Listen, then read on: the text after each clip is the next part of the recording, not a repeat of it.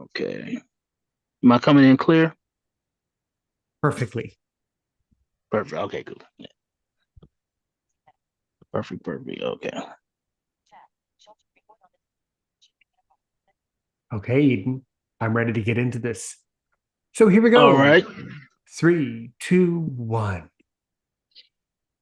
Welcome or welcome back, everybody, to another exciting episode of Aaron's Opinion, the podcast for blind people, where we speak about critical issues in the blindness community and all other issues from across the universe and galaxy. I'm sure you all remember our great friend to the community, Eden the Wise. I think this is at least your second time, or it might even, for all I know, this might even be your third time. It So has we been a have month. it's been at least 2 or 3 times that you've been on the show. You're definitely a great repeat offender here at Aaron's Opinion. So you were saying, just to kind of go back to kind of give people some context, you sent a message in our group saying that you've been having a lot of thoughts, a lot of philosophical thoughts have been going through your mind, and you also made some comments about doors and boxes, and you were really having a lot of good thoughts. So I thought, why don't we turn it over for an hour to you, Eden the Wise? What's going on over there? Go right ahead. How you doing? Yeah, like I was talking about with the doors. It really started when I was in my childhood. I used to have these crazy, crazy dreams, and when I would have them, it was always the a door, a certain kind of door that would take me to this whole new world. It would take me to from one place to a whole nother, seemed like a whole dimension kind of thing going on. So it kind of clinged on to me growing up, and it was kind of symbolic where when I mention doors to people, where it's like you remind me of a door, it reminds me of a portal to a whole new world, or uh, a beginning of something, or opens your eyes to a whole new door, or a whole new world. And it's like, you know the symbol of opening the door to someone, the symbol of opening one's door. It means you're opening a whole world for someone else or yourself, but that it's always symbolic, starts with the door.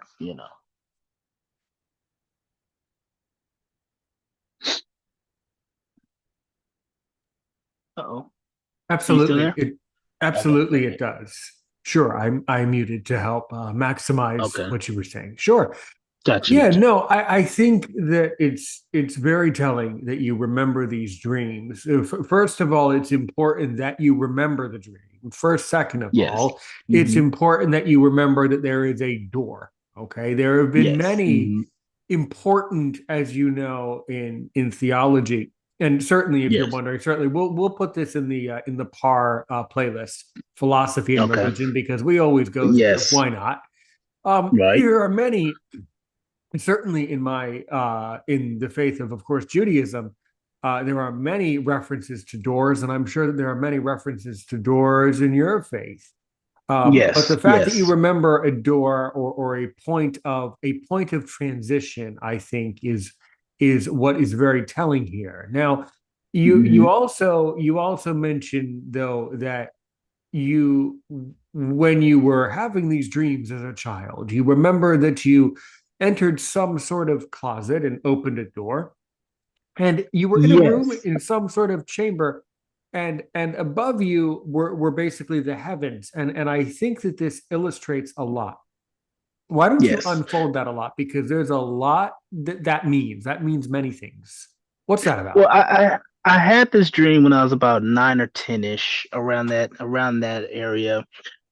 We lived in this house. Now, this house was a bad house. I don't know if it was just haunted, it was just bad things in this house, but it was always, it was a house where I just didn't have a lot of fond memories in it. But in particular, when it all stopped, I had this crazy dream that I had gotten some kind of necklace or something. I couldn't tell what was on it, but ever since I put it on, I re-wake up from that daydream, and I never had those bad dreams again. But following those dreams, I had a dream in particular where I went to this door. It was a red door. I remember specifically. It was in my closet, kind of hidden behind the clothes. You hang up your clothes. It was kind of like behind the clothes, And I remember hiding in that closet for some reason. I don't remember how, but I remember seeing this little red door, and I opened it. And when I went through this door, I entered a room. Now, it was more of an open room. It's like hard to describe. You go to the door. Let's say the door closed behind me. The carpet was like this beige brown color, and it had this dresser drawer with this like queen size or full size bed, and on the other side was like a little black nightstand with a lamp on it. I never really messed with the lamp or anything like that, but it was just this quiet open room. And now it was in, I would just describe it as outer space because it was just an open area. It was like you were in outer space and you saw this big white star ahead.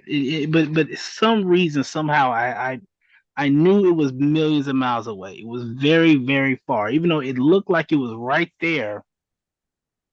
It didn't necessarily light up the room at all because it was still kind of like a like if you were in a room and you had like the room light on. It just looked like that. It was that kind of lighting. It wasn't too bright, but you can see this big bright white star way over yonder in space. And so I would just go to this room every now and again. And when I'm dreaming, I had a lot of lucid dreaming growing up. For some reason, it was nothing spectacular. Nothing spectacular happened in the room, but I would always just go in there as a form of peace, and I would lay in the bed and I would just kind of just relax. And I would look over at this star and I would just kind of lay in the bed and relax and go to sleep. And when I went to sleep, I would just kind of wake up in reality, you know. And that kind of went on for a while. That kind of stuck on to me. It latched on that those thoughts and memories were even now, even today, I remember it vividly, like as if it was just yesterday when I had the dream. So the symbol of that door to me kind of represents uh new beginnings, a new world. So when I reference it to other people, and I don't represent to everybody. It to me it symbols profoundness. It resembles a deep admiration for others. For example, uh, if I own a business and I make it big, I run a business, and I have a couple of friends that I was here along the way. I now can open that door to them to give them a better life as well. That opportunity is now open to them. Or if I teach somebody something, how you teach people French, you open a door to them to where now they're in a whole new different world where they learn something different or something new. And when it came to Aaron's opinion, I also symbolize that as a door because many people come online to tell their stories or to enlighten you on what they do in life or bring you information, things like that. I feel like it that information alone for those who listen to it, it kind of opens their door. It opens the door to their world. And when I was mentioning it in the WhatsApp, it was symbolic to me because they're opening essentially their door. They were kind of closed in or doing their thing in life. And when you go online, you kind of open that door to your audience to where now they kind of know what you've been through or what you're going through, what you like to do, what you don't like to do, what your entrepreneur, what your profession is, what your attributes are, and things of that nature.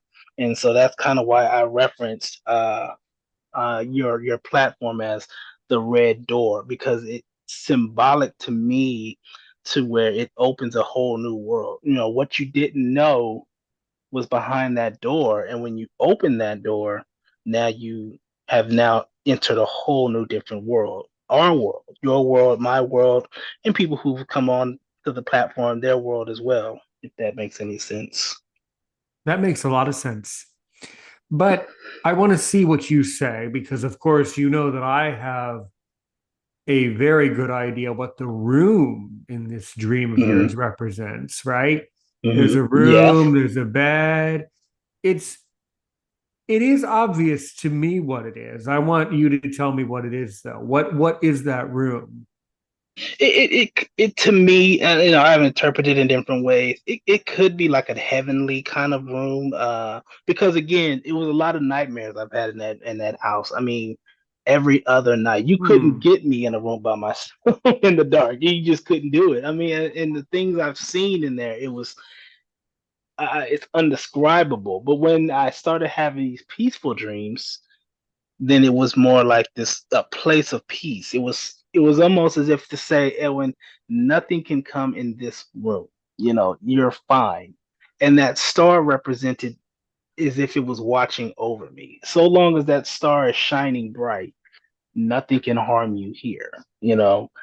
And I recall just writing a lot of stories. I wrote and thought a lot of thoughts. I kind of isolated myself from the world as far as the what everybody else is doing, and it just kind of got me in a place of differentness where it's like, Eden, you have to eliminate yourself from the world, and you have to put yourself in this place to where you keep your thoughts clear and focused. So if I'm having a bad day, I would try to dream about this place. And sometimes, a lot of times it worked, sometimes it didn't. You would just kind of get a random dream. But a lot of times when you did, you just felt that comfortness. Now, the crazy part about it is I've had other dreams of other places I've been. For example, there was a place I used to go to, like a little library, sold books back in the early 90s, kind of late 90s, on the east side of San Antonio where I stay. Uh, and I used to have dreams of being there. Like I'd pick up different books. Now, of course, in your dream, you can't necessarily read, but you kind of know what you're reading. So I would read something, kind of know what it says, but it wasn't anything spectacular. Above this building, it wasn't a two-story, it was a one-story. But on the roof, they had like a little glass kind of symbol kind of thing. I don't know what it was. It couldn't even be. It could have been a Christian bookstore, to be honest with you. Now that I kind of think about it, but past that glass was another portal, and it was kind of similar, but it was a different room. It had a bed, it had a dresser. I don't remember if it had a nightstand or not, but I remember you really can only get in there at nighttime because the building lit up at night. So when it was daytime, it was just kind of normal glass. You'd go up there and tap it, nothing would happen. But at night, I could walk through that glass, and it was just again another room, just a room, just a simple room with a bed and all that good stuff. Uh, and so I just kind of cleaned on it to it as a room of peace. It's a peaceful place where you can kind of get away with your thoughts. You can just lay there and just philosophize your thoughts. Kind of collect yourself. You know what I'm saying? Yeah. Yes, I do. The room to Yeah. me, and I'm sure you were anticipating that I was going to say this, that room in your dream, that room is actually part of the concept of when you go to heaven, when our soul Hmm. goes back with God, that God gives you a house and that you have a heavenly community. So that is a Right. very, very deep dream to have. That is Hmm. a very, very touching and very profound thing.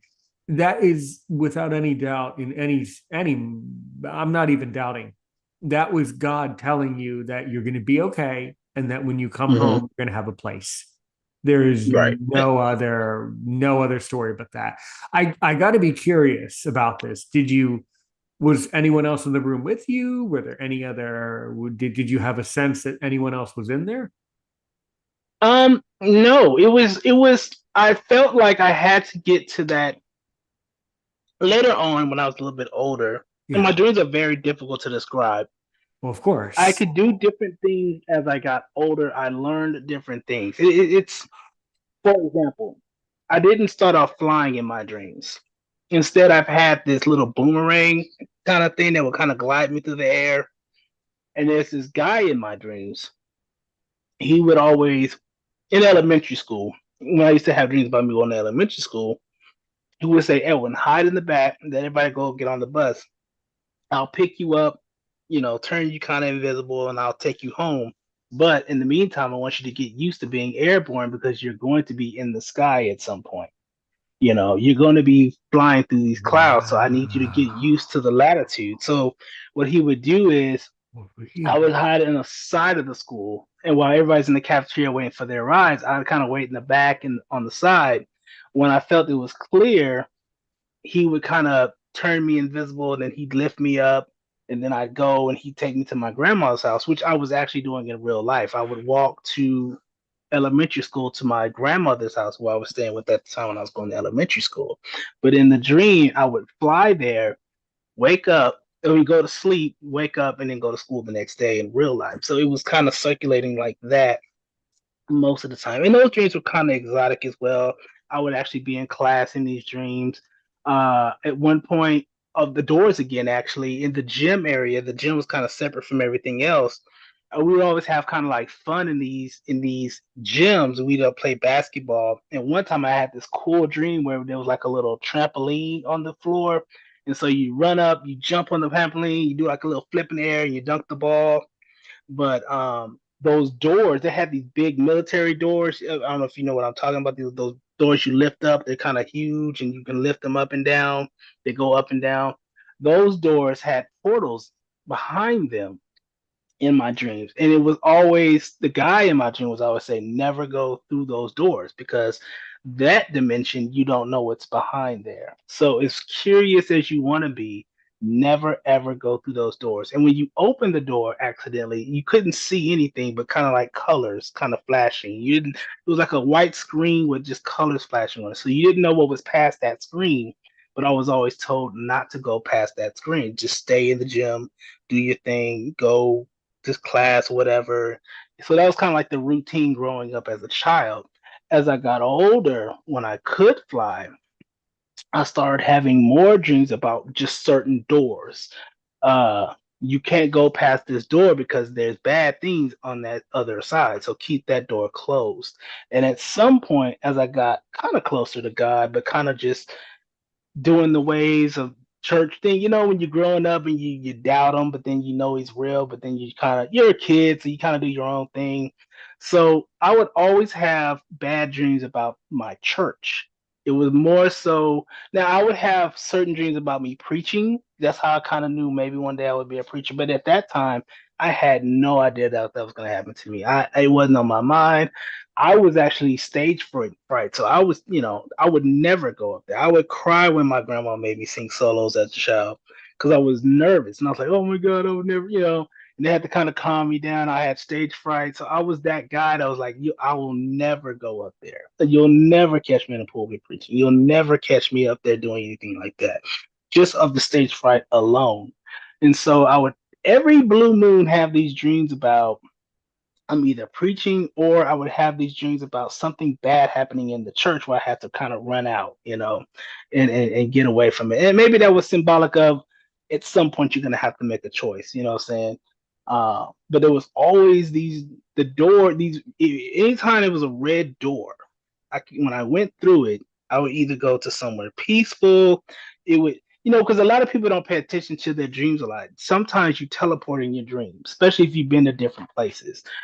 You could be in your room, you walk out the room, you might be in your classroom, or you might be at your school or your local church or somewhere you've been before, because your dream is a calamity of memories that your brain collects. So, for me, certain doors meant certain areas I was going to go in. So if it was just a normal door, I would just kind of teleport out the window and fly wherever I needed to go. But if it was a red door, I knew for a fact if I walk through this door, I'm fine. I will be at a place where I'm okay. If I'm running from something bad in my nightmares, if I can find the red door and go through it and close it behind me, I'm good. I'm fine. I will be outside somewhere or somewhere different, a mall, a familiar place where there's people everywhere. And so that's kind of where the doors followed me around symbolically. Um, and every now and again, even when I sleep today, if I can get the lucid dream, because it's a little harder when you're older. But if I could get the dream just right, I can always go through that door in my original old house into that room, and it never changes. It always stays the same. Nothing changes in there. Everything is just the way the bed's always made up, the bright white light. And there was even a point in my time older when I could fly in my dreams. I was like, I'm just gonna go for it. I'm gonna fly towards that star. And I never could get there. That's how I knew it was too far away. But something in my mind kept saying, Edwin, that's not for you. It's there to look out for you, but you're fine. You don't have to be curious and chase this star. And so at my halfway point, I kind of teleported back to the bed and was like, no, I'm not. I know this star is looking out for me, and I have nothing to fear, and I'm not gonna doubt that star. I don't need to know what it is anymore because it's never gonna disappear. And so I'm fine here. It's a symbol of, and now you can interpret it religious wise. It's, if you know God is there, you don't have to look for him because he's there. He's everywhere. And so if you're looking for him, that's the symbol of doubt. You're doubting yourself because you're looking for the answers when they're already around you. People always say, well, why is this happening? Why is that happening? And sometimes God tends to tells us, you don't have to worry about what I'm doing. I built this world. I shouldn't have to explain myself to people. You just live your life and do what I tell you to do, and everything will just work out fine. If something happens, it was meant to happen. If tragedy should come your way, trust me, there's a greater plan. I did it for a reason. I had a reason for this. I had a reason for that, and always will let you know, if you walk through this door, you're gonna be fine. You know what I'm saying? And it wasn't like a bright red door. It's kind of like a burnt red, burnt brick red. But you knew once you walked through that door, you're fine. You know what I'm saying? Yeah, I do know what you're saying. It's Okay. interesting how you mentioned the all of this makes sense, and I can easily, I'm not going to say easily. Well, I just did. I can. Hmm. This is very understandable for me, and very special, and Hmm. very exciting that you've even Yeah. begun to have these types of experiences that most people have never had this privilege. The Right. redness, obviously, the redness of the door, obviously, that reminds me of blood, right? One of the Right. one of the markings, as it's mentioned Oh in the yeah, Old that's right. The Testament. Passover. Yes. When you That's mark the exact. door with the sheep's blood. Yes. That's exactly so. But what that also means is that God is what God is hold. Basically, God is holding on to you. Eden, you're going to be. It means you're going to be okay. And I think that's Right. very, very special. The other Right. huge thing that you mentioned in this was when that person in that dream when you were much younger was teaching you, saying, you're going to fly home. Who do you think that was? No, it's different aspects because me and that person, it's as if he created the world. Right. I That call was, him the creator. well, You know, variable could have been. yeah, That was more than likely your spirit guide. right, That's right, who it and was. and, and I think so, Right. yeah, because I Hmm. would, according to my mom, I would always say I have this invisible friend. That's the spirit And now I guide. remember that, yeah, it was the spirit guy because to them he was Sam. I would call him Sam to everybody else, but in the dreams I knew his real name. And when I first met him, now the dream I had was a pretty prolific dream. When I was talking about the necklace, the dream beforehand, before I put that necklace on, Right. I first met this creator, this person. I was tied to this pole, and that thing that's been haunting me in my house was there. I was tied to this pole, and I was in an arena, and there was red chairs everywhere. I couldn't see what was below me, but I remember being chained up to this pole, and this thing was flying towards me. The crazy thing is, another friend of mine at church says she had the same dream about this thing. When I mentioned the name, she even said, "Yeah, that was his name." But anywho, he was coming towards me like he was gonna finish me off finally. Me feeling helpless. This guy appears out of nowhere and beats this thing to a bloody pulp, kills him, frees me from the chains, and says, "From here on out, it's over." And when I woke up that Saturday, clear as day, remember this. I woke up well, I thought I woke up. In the dream, I wake up in my bed. I go in my living room. It was this old VHS. We back in the 80s and 90s, you had the VHS VCR with the tapes and the big old play button, the stop button. The necklace was on that VCR. There's a TV in the living room, the door, the couch is right there. And so I go up to the VCR and there's this necklace. And it looks like one of the necklaces you would wear from the Boy Scouts. It was like a rope kind of necklace, but it had a wooden base to it. And it had symbols on it, like a tic tac toe with symbols that I had no idea what that meant. I put this thing on and then I wake up again in my bed. There's no necklace, there's no nothing. But I wake up on this Saturday And ever since, I never had these bad dreams. And every now and again, this guy would appear, and we would just kind of create things. He would make things like, Yeah. for example, I went to this gym out of nowhere. It was just in the middle of nowhere, just this open field. Nothing was there, but it was a gym. You can tell it was a gym. And when I went inside, I had the big doors again or whatever, but I went in through the regular door, not the big old doors. And there were these kids playing around. They were just kind of running and playing and just kind of doing their thing. And there's this big swimming pool in the middle. Now, the swimming pool itself looked weird. It was a navy bluish with kind of, when there's ripples in the water, but the ripples in the water were Yes. like white. It was white ripples in the water. So when you splash, you see these white ripples, and it just looked something crazy, but it was bluish water. And so I jumped in and I kind of went to the bottom a little bit, but I noticed I could breathe in the water. And there were kids sitting there playing at the bottom of this pool. It was an Olympic sized pool. And they were just kind of sitting there, just playing dominoes or something with glass blocks or something like that. I never talked to any of them. They were just like they couldn't see me, but they were just playing and jumping in the pool. And I thought to myself, that's weird. I can breathe in this water. And it's so rare because I didn't have any more dreams about this water until several. I only had three other dreams about this water. One was in a park where I kind of dug in the sand. It was there, but it was just a little bit of. Another dream was a church I went to. They were playing like cymbals and tambourines, and I was kind of sitting in the crowd, clapping my hands, and they were like singing, and they just this big entourage of this choir was singing, and people had instruments in there, and I went in the back, and when I went inside one of the little rooms, there was an Olympic sized pool again of that same water. Nobody was in there. It was empty, but it was there. And I was like, wow, I remember that water. And then there was another time I saw this water when I went to a bar. It was just a normal bar. It was at night in my dreams. And the guy was like, "You gonna go swimming again, Edwin?" I was like, "Yeah, I'll go back there." He's like, "All right." And it was when you go in this room, it was a standalone pool. It looked like it was just a normal room, but there was these ramps going upwards and then straight, and then the water's right there. And you could literally walk into the water. It was standing there. So I could either walk into the water or I can jump in there from the ramps.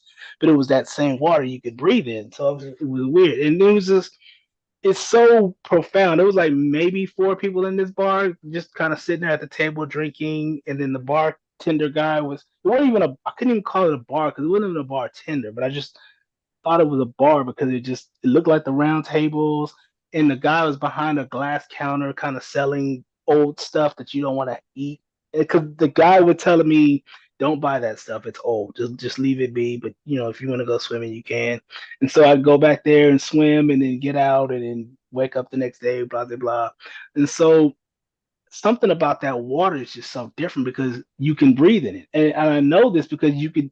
There's other dreams I fell in the water and I couldn't breathe. I would drown in it. Well, not drown, but I would either have to swim up or I couldn't breathe in the dream. So I knew to distinguish of this bluish navy blue water versus this regular water. You know what I'm saying? And water was also symbolic in my dream because anytime I was playing basketball, I don't know why I played basketball quite a few times in my dreams. You would play on a glass court and there'd be water underneath that glass. It can turn into a pool. There was like a little, you always would see a switch you push and it opens up the basketball court where you can swim in the pool.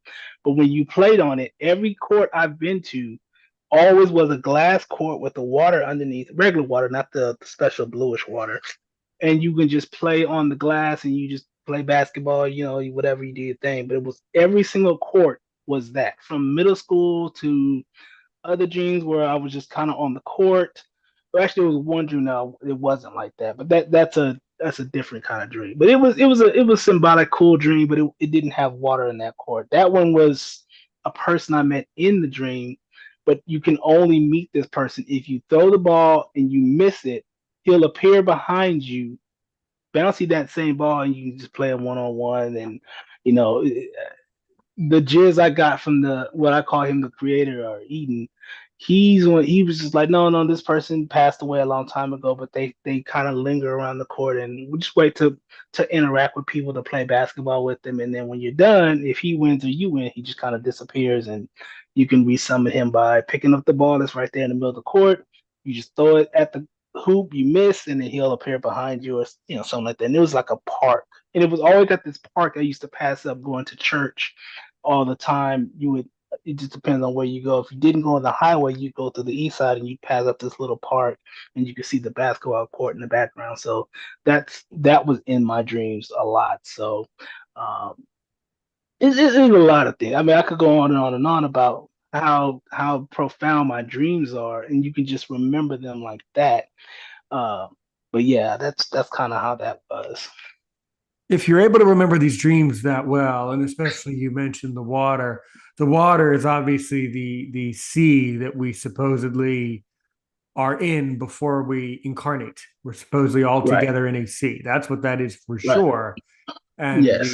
the children who you could not talk to were obviously more than likely were souls in Yes. the supposed preparation. Um, Right. only reason I know this is let's just cut to the chase. I do not have any Hmm. memories like you do. Hmm. And the Right. reason I do not have any memories like you do is because, generally speaking, we are not supposed to remember where we were before we were here. But, Right. but so I don't remember it, but some people do.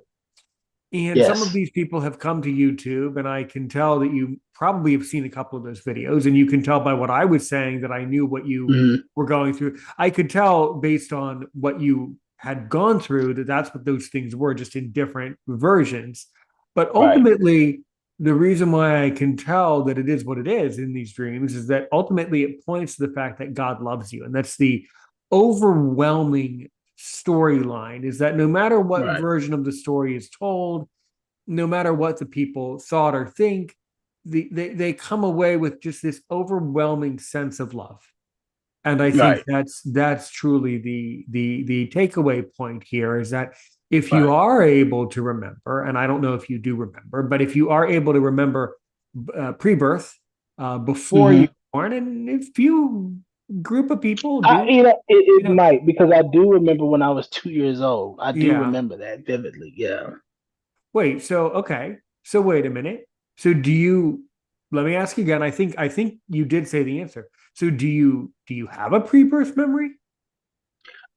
In the dreams, I always feel like like, you have the deja vu moments. I always feel like I've lived another life. I Okay, always so then you feel kind of like, and I, did. You sort of did. yeah, Yeah. Yeah. yeah, Hmm. and I'm gonna write a book about it at some point. But yeah, I feel like I had this adventurous life before I was here. Now, the dreams are very, very different in detail, but it almost as if I'm having somebody else's memories and dreams because I've been places that I know I haven't been, but I'm dreaming about them, but it looked familiar to me, like that church I went to. I know I'd never been there. The church looked very different from what I've ever been to. And I remember almost all the churches I visited growing up. And so when I went to this church, it felt like I was in somebody else's body, just enjoying the services, but it felt familiar. So I kind of chalked it up to, am I having somebody else's dream, or have I not been here before and I'm going to be here? And so far, I haven't had a situation where I dreamed about a place and then went to that place. It's always somewhere that felt familiar, but I've never been there in real life, never seen it in real life, but it Right. was That's a there. little different. So what that could Yeah. possibly be, and I don't know. For the record, I did not study theology. I'm simply basing what Hmm. I'm saying off of my own intuition, my Thoughts. own Yeah. imagination, my Hmm. own spirituality of how I would analyze that. Right. That's not Right. quite what I mean by pre-birth memory. What that is that is a potential of a past life regression, which is Right. different from pre-birth memory. So that's not what I was talking Yeah. about. But there are Right. some people Yeah. Go now. ahead. There are some people Hmm. who have both now. Where it gets really interesting is there are some people who have usually, well, the majority of people that are around today cannot remember either one. But if you Right. can remember, you usually either remember pre-birth or you remember the past life. And then there are Right. a very, very, very, very small percentage of people who actually have both sets of memories, which Right. would Because be you incredibly unusual. Yeah. Hmm. right.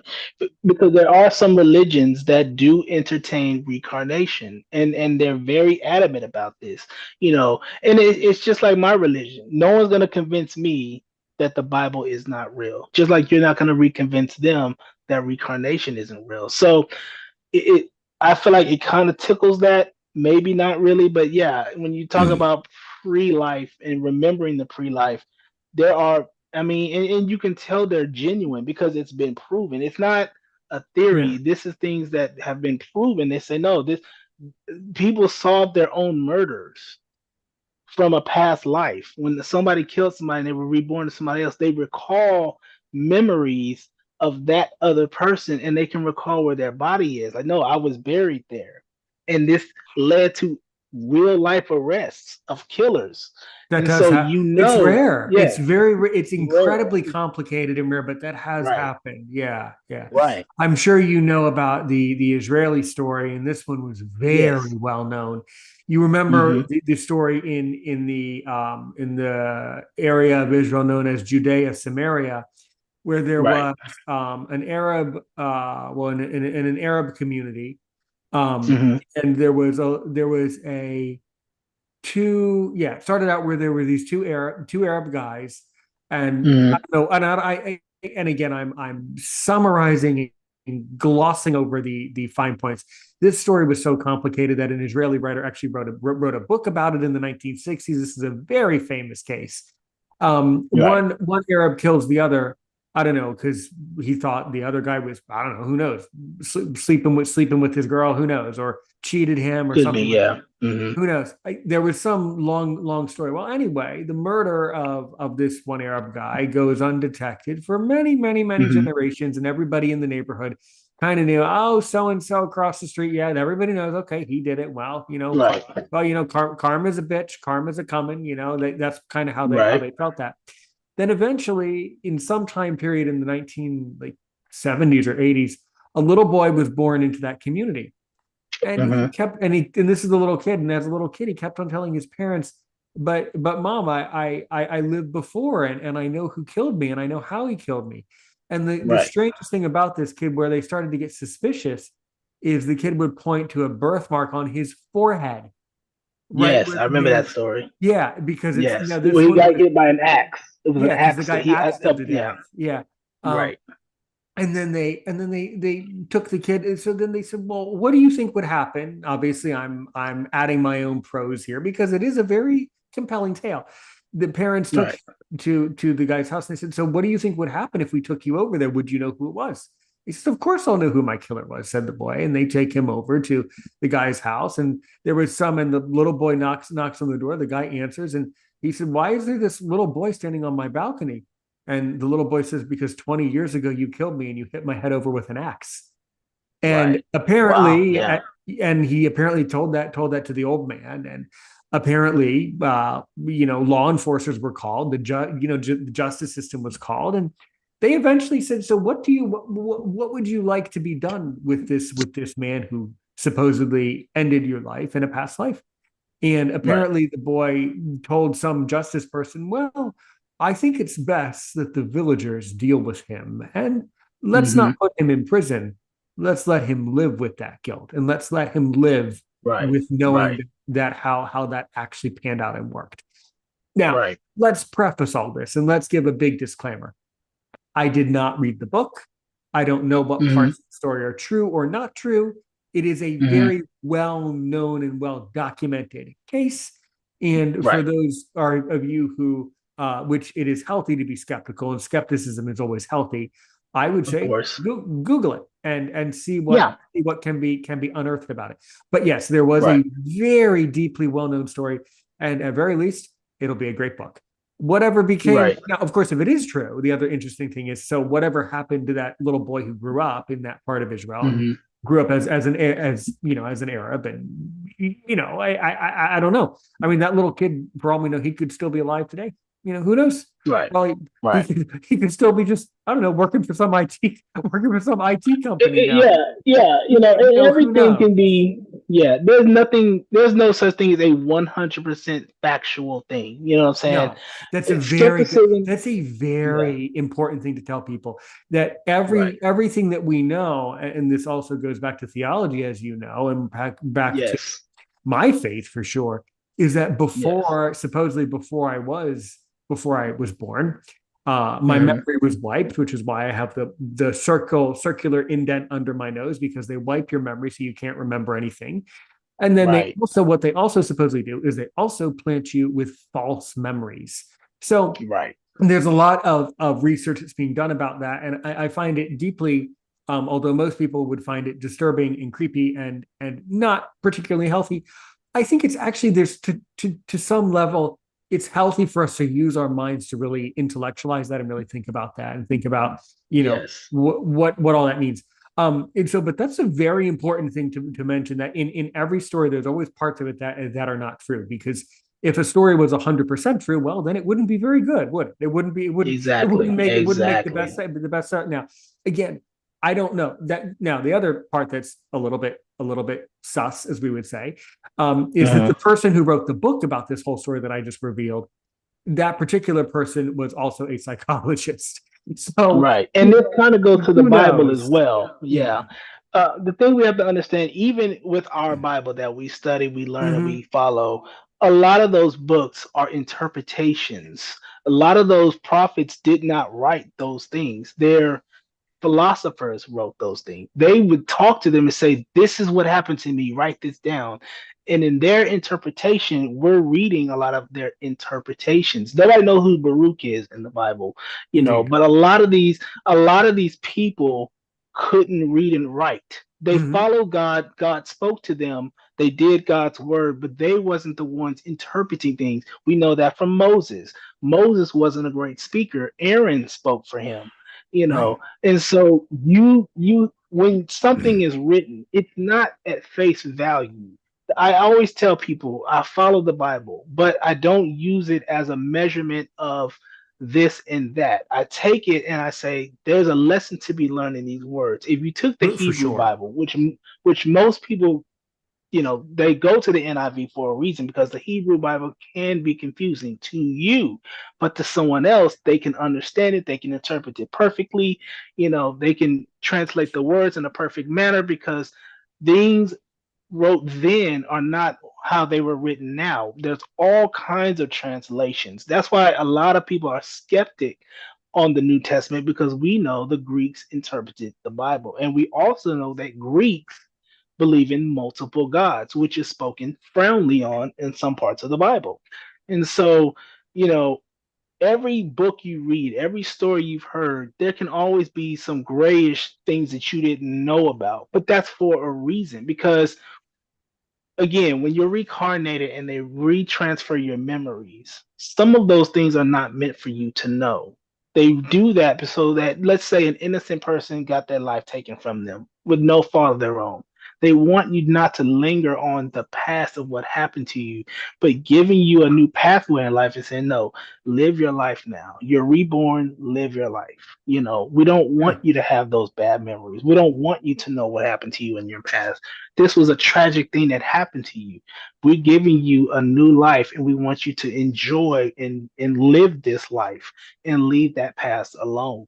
Um, Indeed, and indeed. so, But yeah, I mean, I can tell you any day that I would actually believe, actually, the way that the Bible is written, whether it's the Old or New Testament, that's a lot more believable than a lot of the stuff that we hear in oh politics yeah, these oh days. yeah, So definitely, that's definitely, way more definitely. Yeah, better. I don't doubt it. That stuff Yeah, is and way I don't better. doubt. Yeah, Yeah. the doubt's not in the words. The doubt is the interpretation of what you perceive it to be.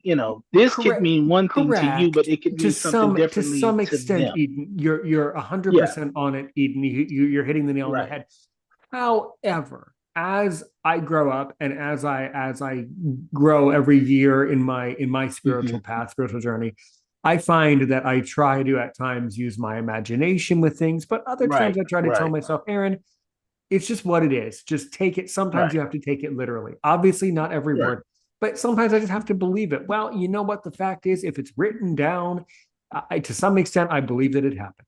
Yeah. Because No. Yeah. Yeah. you Yeah. have to have some rooted belief to some extent, and then from there Hmm. you can kind of twist it and shake it. The other Yeah. one too, where there's a lot of research being done about it, is of course all Hmm. the different alien references in the Bible, especially Yes, there is. we mentioned when we were talking about Egypt and the blood red door to mark the doors during the times of Hmm. ancient Egypt. Let me tell you, that Pharaoh guy, number one, he was definitely not Jewish, and he couldn't have been Catholic. He was some No, he definitely was ancient not. polytheistic religion. And Right. that must have been really bizarre. As I've mentioned to you in passing, I'm one of these weirdos one of these characters who, partially Hmm. because I believe it and partially because it's fun for me to talk. I just like talking about it because it's fun to use my. Hmm. I sort of believe a little bit that those ancient Egyptians, they had a little bit of more help from aliens and other intelligent civilizations Oh, than most definitely. Most we're definitely. giving I them credit for. mean, yes. Yeah, yeah. And Yeah, because there's a good. lot of deep evidence for it. When you look at pictures of Pharaoh, there's a reason why his eyes are so elongated, and Yes. because he was half of the other tribe of people that lived with them. And there's a lot of weird stuff about that. I think that actually the part of mysticism and the part of spirituality that is actually the most interesting is the story that all Jewish children and children of your faith know too. The story of the Jews Mm. leaving Egypt. That whole story of being in Egypt. Yes. There's a lot of meat and potatoes. Or Oh, well, I preached about that not too long ago. good. Yeah, I preached about that not too long ago, and I said, look, this was the greatest adventure in the Bible. Yeah. It told the deepest story ever told because these people literally went from the land of Goshen, where they had it all. When under Joseph's reign, they had it all. This was the king's favorite. I mean, hey, I don't know these people, but they're your guys. Hey, you interpret my dreams. These are your guys. They can have whatever they want. It Right. wasn't until that king passed away and the next man ruled where he's like, I don't know these people.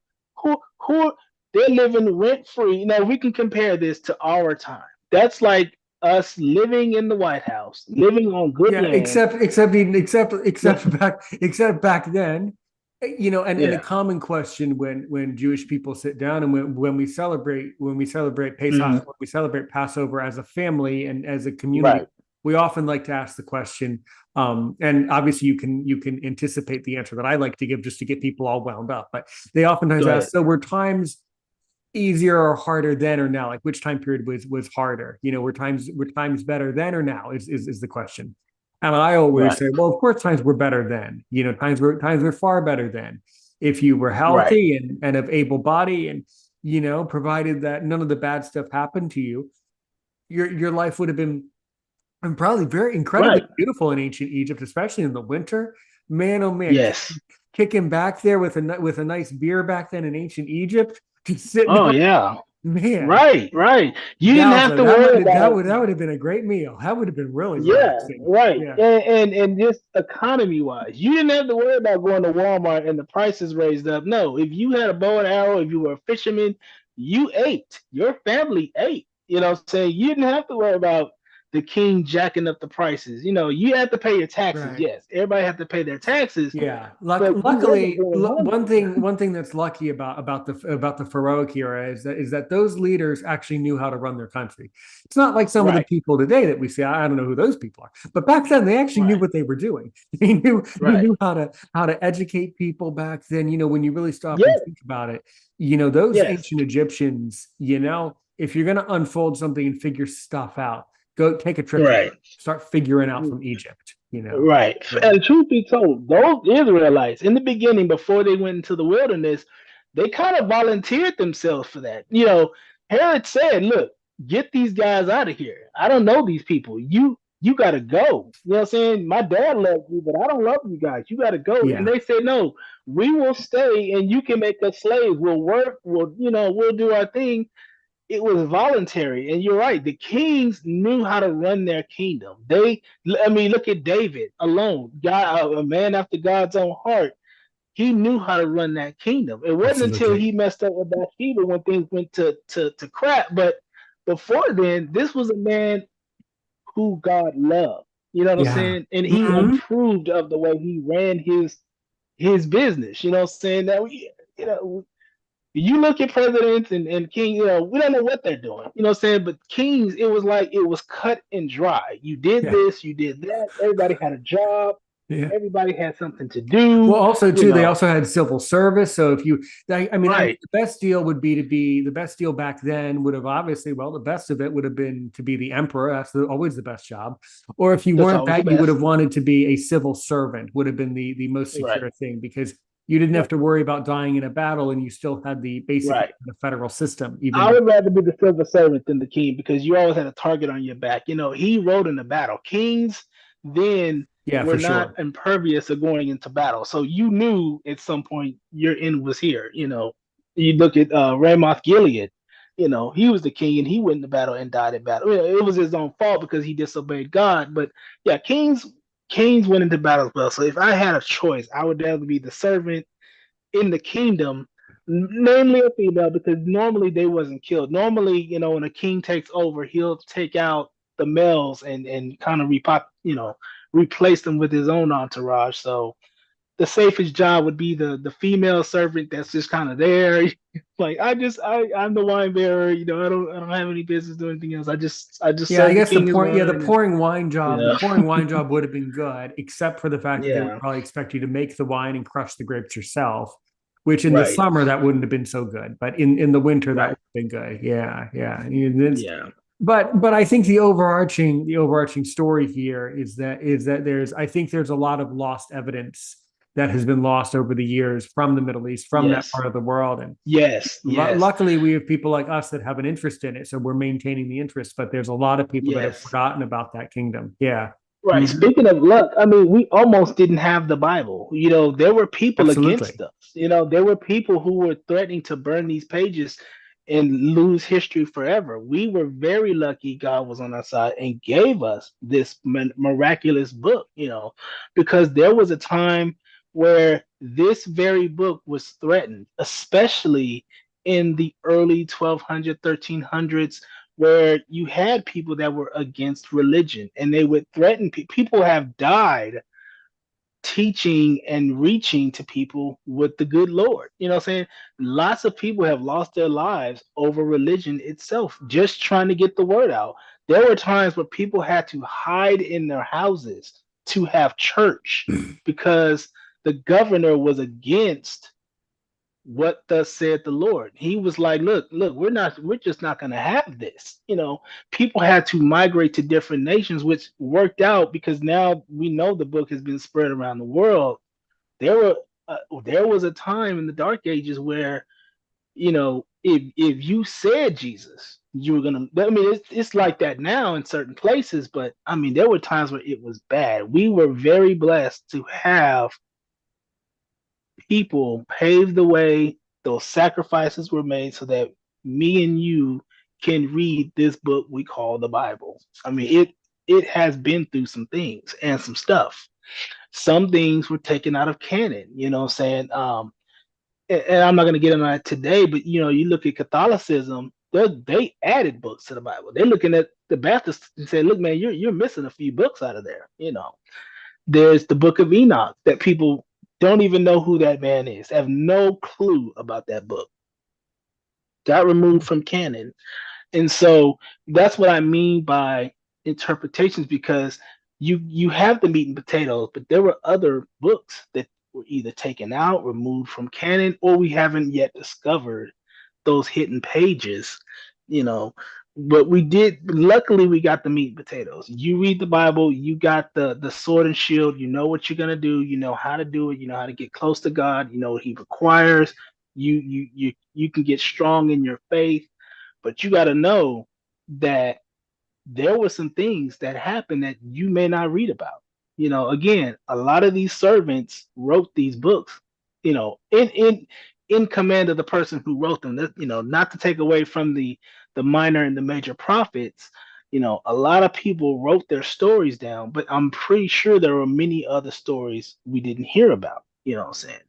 There were other Yeah. things that Yeah. that we didn't get a chance to go through that adventure. You know what I'm Mhm. saying? Some things you have to look at the Apocrypha, you have to look at the Annals of the Kings to kind of get a little here and there in context of a lot of things that are not in the original books of the Bible. So, you got to do your research and your history on a lot of those things. A You lot can of easily do things, it. Easily do it. Yeah, yeah. there's all sorts of great channels. I'm not going to name drop them at the moment, but there's several channels, one of which I look up to tremendously, that has done a Hmm. huge amount of research about it. Yeah, Right. absolutely. Mhm. Right. Yeah. And so that's what I mean when I again, we base our religion off of faith. I believe that these things are real. That it's in my heart, it's in my soul. Nobody's gonna talk to me and say, "Nah, when that's just a book. That's not real." And I'm gonna say, Mhm. "No, that is real. I've tested this. I have living proof. I've had proof where I was at a near death experience and I called on God and He was there. Right, right. I had an asthma attack and I So, said, right. yeah, go Yeah. ahead. So yeah, I know absolutely, and I think that it really shows. I really shows how great of an interest we both have and how much faith both of us have. And I think, Eden, I think that's truly beautiful that you have this much Right. awareness and this much spirituality. That's really special. One more thing before we get over to the audience, just want to All say right. there are a couple people sitting there, and then we're going to kind of get going Okay. and have a good night after this. But I just want to know. All So, right. Eden, what else in one sentence, man? So, what else have you been working on? What else has just been going on in your modern life today? What else is going on in your Uh, community? uh, well, me personally, I'm just kind of going through my phases in life. When you Mm-hmm. become a preacher, you go through tests. Right. Uh, I've been going through my moments in life where it's like, no matter what, I'm gonna believe in God. You're not gonna knock me off this mountain. But you get tested. I've met atheists. I've been sick. I've gone through my little woes and troubles that comes with the territory. And a lot of times when I get to preaching, I say, listen, this is not an easy job. You know what I'm saying? We love the Lord. We want to save people, but trust you, me, this is like joining the military. Once you cross that threshold and you sign the dotted line and God puts you on the front line, you are going to be tested every step of the way because it's not supposed to be easy. In real life, freedom didn't come free. We're not here walking around on Zoom and chilling because one day we just woke up and it was handed to us. No, people had to die, people had to suffer for our freedom. Jesus had to die on the cross for our freedom. The Israelites had to go through what they went through for our freedom. You know what I'm saying? It was never handed to them. Even when the Israelites took over the land of milk and honey, they didn't just walk over there and it was just handed to them. No, there was bloodshed. Wars had to happen. Things happened. They went through a lot of things. Poverty. They went through the Babylon. A lot of things Mhm. happened that led to where we are today. And so every time I preach or I tell people nothing's for free, nothing. Even Jesus himself had to be crucified just for our sins, for those who believe in Jesus. You know, um, anything that's worth something, somebody went through it first. Somebody in the Bible went through something you went through today in Right. some shape, form, or fashion. And so I've kind of been through these phases where I'm just like, I know this is just a test. I know this is just to break me. This is just to say, hey, you signed up for this, Mr. Franklin. And at some point in my journey, I figured the lesson I've learned in my modern life is it's not about me. My heart goes to everyone else. I've lived my life. I had a okay childhood. I got to be young. I'm older now. So my life is predicated for everyone else. What can I do for this person? What can I do for that Yeah. person? That's And so so beautiful. even when I just can't do it anymore, I get up and I go to work every day and I feel like crap. I don't know what's wrong with me. I couldn't tell you what's wrong with me, but there is something wrong with me. But I ignore that for the greater good. Okay. I ignore that to say, Ellen, you're gonna push through this. you love your family, you love people, and don't worry about you. God's gonna take care of all of that. If it was meant for you to go, you're gonna go, and if it was meant for you to stay, you're gonna stay, and you can't worry about you. Your goal is to worry about them. Yeah, absolutely. Yeah. Beautiful, a beautiful, a beautiful. People can just sit back and listen to this and just learn from you. That's so much wisdom. And Right. again, as I always say, your delivery is interesting. You're fun to listen to. You're meaningful. Your grip, your Right. grip of knowledge and your grip of delivery. You deliver. Thank you. It's like Right. it's like you talk and talk and talk and talk and talk, and then you just land. Bingo. If we You talked are about so my gifted dreams, at it that. would take all day. Yeah, we if I went through all my little adventures in my Well, dreams, good. it literally we would have to take the whole day. Well, that's okay. Well, we don't have to take the whole day because you know that you're always welcome in the Aaron's Opinion family to stop by Right. every so often We might break and those down. share Yeah. share these stories. Let's go over here. All right, let's go talk to. I forget if you know him or not, but now you do. Let's Hmm. go over to the phones here. Okay, All right. let's try.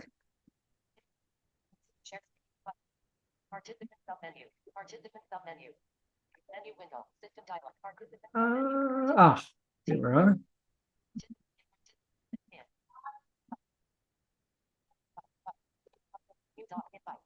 Let's see here.